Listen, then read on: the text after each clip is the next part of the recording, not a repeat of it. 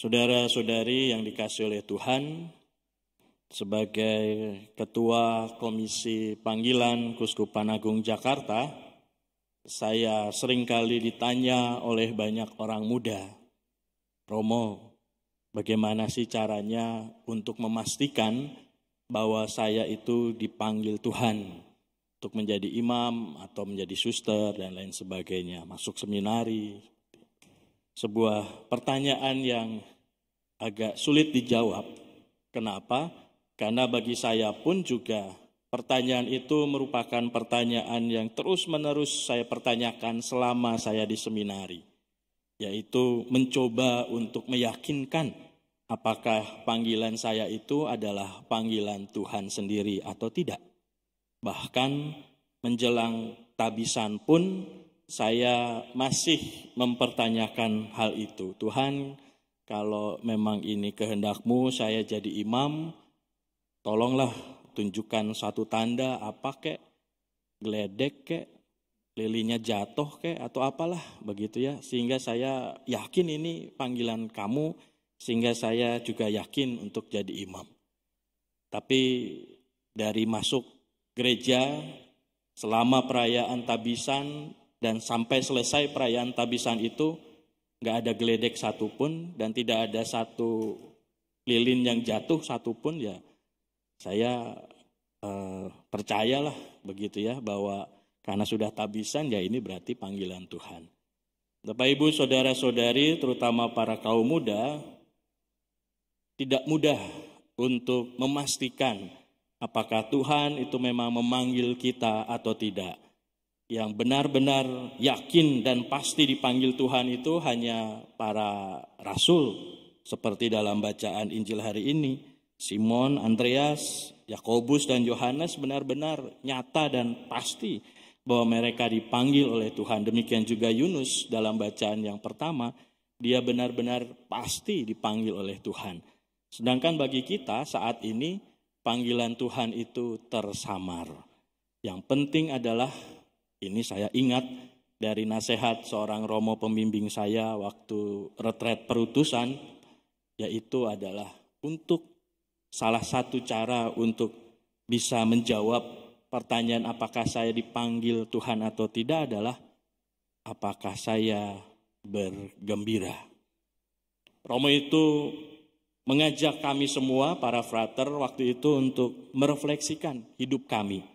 Apakah hidup kami selama di seminari adalah hidup yang menggembirakan, baik bagi kami sendiri maupun bagi orang-orang yang ada di sekitar kami. Demikian juga nanti setelah jadi imam, kami diminta untuk membayangkan apakah nanti kalau kami masing-masing jadi imam, kami akan menjalaninya dengan penuh kegembiraan atau tidak. Kami diajak untuk melihat hidup itu adalah sesuatu yang menggembirakan di dalam jalan panggilan kami. Kalau tidak, ya bisa saja bahwa Tuhan mungkin akan memilihkan jalan yang terbaik yang lain bagi kami. Tetapi waktu itu saya menyadari bahwa hidup saya adalah hidup yang menggembirakan. Dan saya menemukan bahwa nanti saat saya jadi imam, waktu saya frater nanti ya, waktu saya jadi frater kemarin itu, saya merasakan bahwa saya pun akan bergembira. Maka untuk menjawab pertanyaan apakah saya dipanggil oleh Tuhan adalah apakah hidup saya bahagia dan bisa membahagiakan orang-orang di sekitar kita.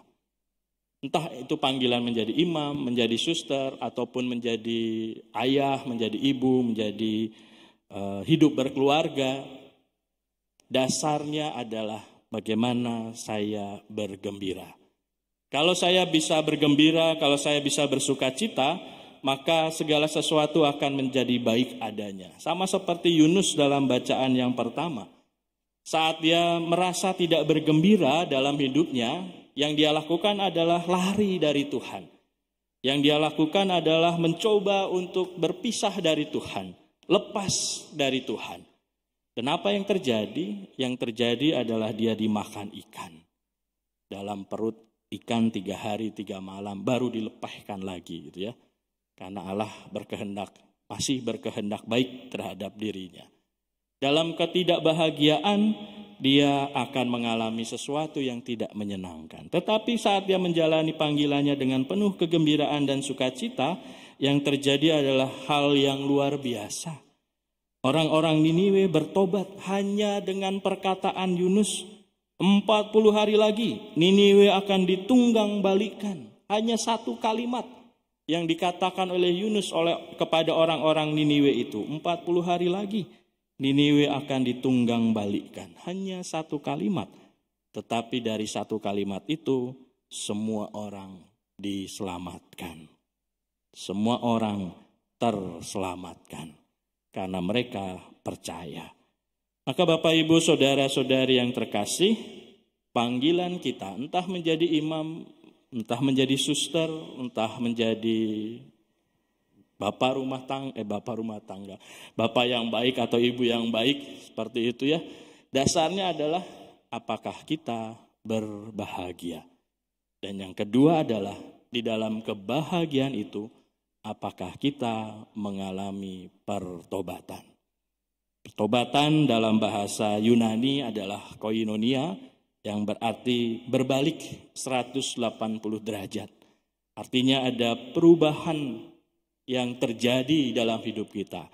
Panggilan pun demikian. Panggilan menjadi imam kalau tidak berubah menjadi lebih baik, ya mungkin tidak akan menjadi berkat. Panggilan menjadi ayah, kalau tidak berubah menjadi ayah yang lebih baik lagi, maka juga panggilan menjadi ayah itu juga bukan menjadi berkat untuk kita. Maka marilah kita mohonkan rahmat dan berkat agar kita pertama bersyukur atas rahmat panggilan kita masing-masing, apapun panggilan yang Tuhan berikan dalam hidup kita, sehingga dengan rasa syukur itu kita bisa bergembira dan bersukacita, baik untuk kita sendiri maupun juga membahagiakan dan menggembirakan orang-orang di sekitar kita. Dan yang kedua adalah bagaimana kita mampu untuk mengubah hidup kita menjadi pribadi yang lebih baik. Pada sebuah hutan yang lebat, ada sebatang pohon yang punya banyak sekali buah-buah yang ranum dan manis.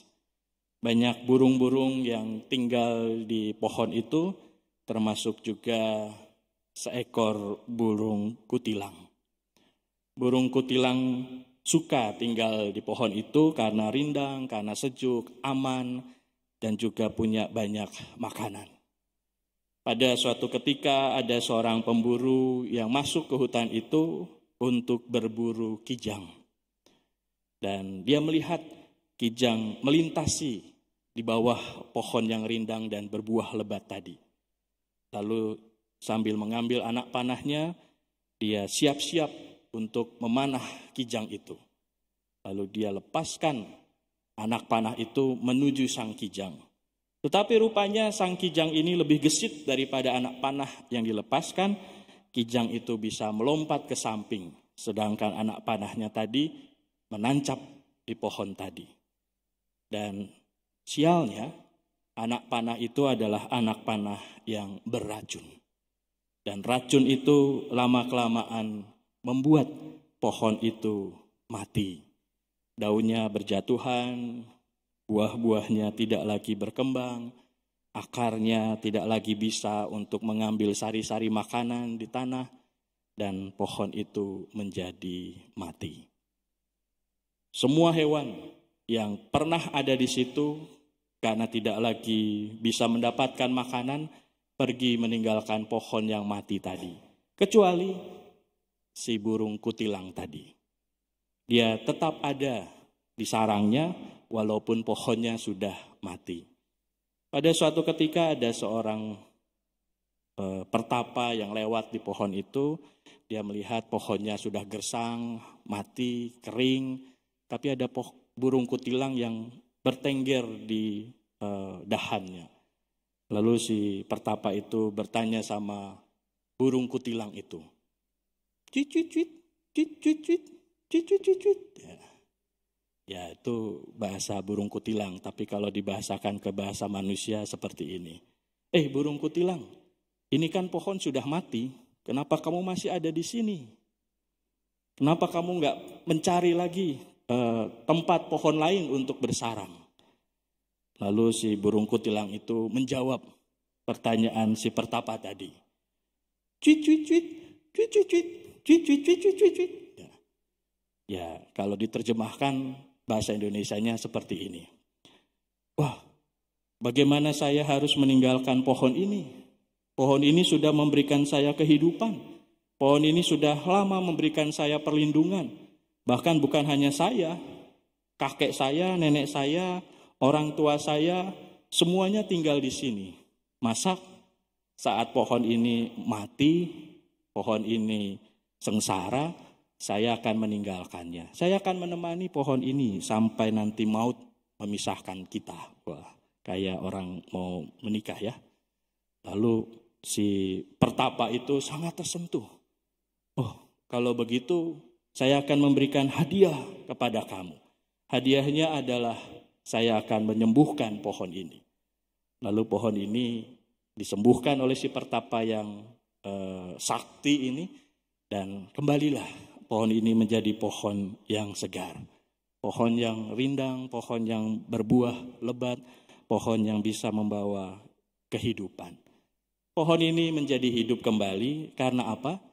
Karena ada burung kutilang yang setia menemaninya. Kalau nggak ada burung kutilang itu, pasti si pertapa hanya melihat pohon ini sebagai pohon yang mati.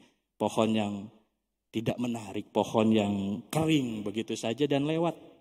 Meninggalkan si pohon yang kering ini. Tapi karena ada burung kutilang tadi, maka si pertapa ini tertarik dan akhirnya membawa kehidupan baru bagi si pohon ini. Nah, demikian juga kita semua, Bapak Ibu, saudara-saudari yang dikasihi oleh Tuhan, kita semua dipanggil untuk membawa kebahagiaan, membawa sukacita, membawa kehidupan. Apapun yang kita buat, apapun yang kita lakukan, asalkan kita lakukan dengan penuh kegembiraan dan sukacita, semoga mendatangkan berkat untuk orang lain. Kemuliaan pada Bapa dan Putra dan Roh Kudus, seperti pada permulaan, sekarang, selalu, dan sepanjang segala abad. Amin. Amin. Waktunya telah genap, bertobatlah dan percayalah kepada Injil.